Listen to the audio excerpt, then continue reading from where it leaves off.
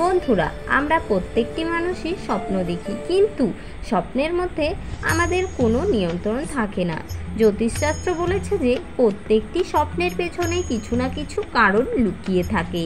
প্রত্যেকটি স্বপ্নই আমাদের ভবিষ্যৎ এবং অতীতের ইঙ্গিত দেয়। বন্ধুরা, অনেক সময় আমাদের বাড়ির লোকেরাই আমাদেরকে বলে থাকেন যে আজ আমি স্বপ্নে সাপ দেখলাম, কিংবা স্বপ্নে আমাকে সাপ কামড়েছে। বন্ধুরা, এই রকম স্বপ্নের কথা আমরা শুনে থাকি। তাই বন্ধুরা, এই সকল স্বপ্নের কি মানে, আসলে ভগবান কোন পাঁচটি সংকেত এই স্বপ্নের মাধ্যমে আমাদের দিয়ে থাকেন, আজকে তা জানবো এই ভিডিওর মাধ্যমে। বন্ধুরা, আমার চ্যানেলে নতুন হয়ে থাকলে চ্যানেলটিকে সাবস্ক্রাইব করে পাশের বেল আইকনটি ক্লিক করে একটি লাইক বাটনে ক্লিক করে কমেন্ট বক্সে হর হর মহাদেব বলে যাবেন এবং জয় শ্রী কৃষ্ণ লিখে যাবেন। বন্ধুরা, হিন্দু ধর্মে সাপকে পূজনীয় মানা হয়ে থাকে। এই সাপই হলো ভগবান শিবের গলার মালা এবং মা মনসা দেবীর প্রতীক। সমুদ্র মন্থনের সময় নাগরাজ বাসুকীর সাহায্যে অমৃত এবং বিষ উভয়ই তোলা হয়েছিল। তাই মানা হয় যে জীবনে যখনই অমৃত এবং বিষ, মানে জীবনে যখনই ভালো এবং খারাপ সময় আসে, তখন সাপের মাধ্যমে ভগবান আমাদের সংকেত দেন। বন্ধুরা, সাপের ব্যাপারে আমাদের মধ্যে মিথ্যা কিছু ধারণা আছে। সাপ যখন আমাদের সামনে আসে তখন আমরা ভয়ভীত হয়ে তাকে মেরে ফেলি। এটি উচিত নয় এবং স্বপ্নে সাপ দেখলে আমরা ভয়ে উঠে পড়ি। কিন্তু স্বপ্নে সাপ দেখার অনেক অর্থ রয়েছে, আর তার মধ্যে প্রথমটি হচ্ছে অশুভ সংকেত। যদি স্বপ্নে আপনাকে বারবার সাপে কামড়ায়, তা খুবই অশুভ সংকেত মনে করা হয়। এটি আপনাকে সংকেত দিচ্ছে যে আপনি কোনো রোগে খুবই তাড়াতাড়ি আক্রান্ত হতে চলেছেন এবং ভবিষ্যতে কোনো সমস্যা আপনাকে ঘিরে ধরতে চলেছে, যেমন ব্যবসায় ক্ষতি এবং আশেপাশের কোনো প্রিয়জনের হারানোর খবর এবং মান সম্মান হারানোর খবর। বা বন্ধুরা, এটাও মনে করা হয় যে পিতৃদোষের সংকেতও এই স্বপ্নের মাধ্যমে পাওয়া যায়।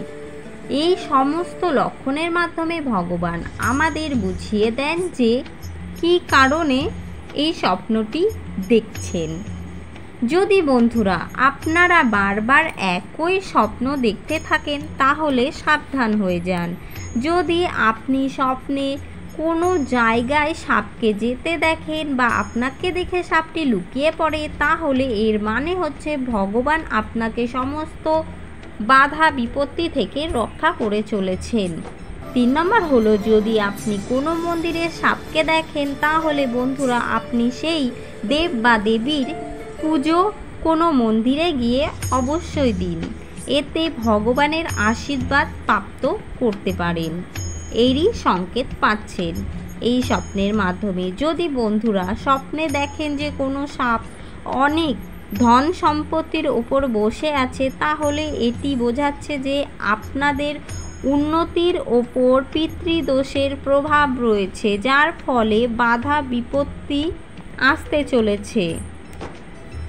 5 নম্বর, স্বপ্নে সাদা সাপ দেখলে এটি খুবই শুভ মনে করা হয় এবং শিবলিঙ্গের উপর সাপ দেখা অত্যন্তই শুভ সংকেত মানা হয়ে থাকে। এবং যদি আপনি স্বপ্নে মরা সাপ দেখেন, এটি অত্যন্তই অশুভ সংকেত বলে মনে করা হয়। যদি গ্রহের কুপ্রভাব পড়ে, তাহলে সেই ব্যক্তি এমন স্বপ্ন দেখে থাকেন। আর এই স্বপ্ন যদি বারবার দেখতে থাকেন বন্ধুরা, তাহলে ভগবান শিবের অভিষেক করুন। 5 অথবা 11টি সোমবার আপনার ভগবান শিবের অভিষেক করতে হবে। যদি বারবার আপনার স্বপ্নে সাপ তাড়া করে এবং কামড়াতে আসছে, তাহলে এটি কোনো শুভ সংকেত নয়, যদিও এটিকে শাস্ত্র অনুসারে কাল সর্পদোষের লক্ষণ বলা হয়ে থাকে। কিন্তু বন্ধুরা, আপনারা একদমই ভয় পাবেন না। আপনারা ভগবান শিবের নামে অথবা ভগবান শ্রীকৃষ্ণের নামে একটি ব্রত রেখে ভগবানের নামে পূজা অর্চনা করুন, সব বিপদ থেকে মুক্তি পেয়ে যাবেন।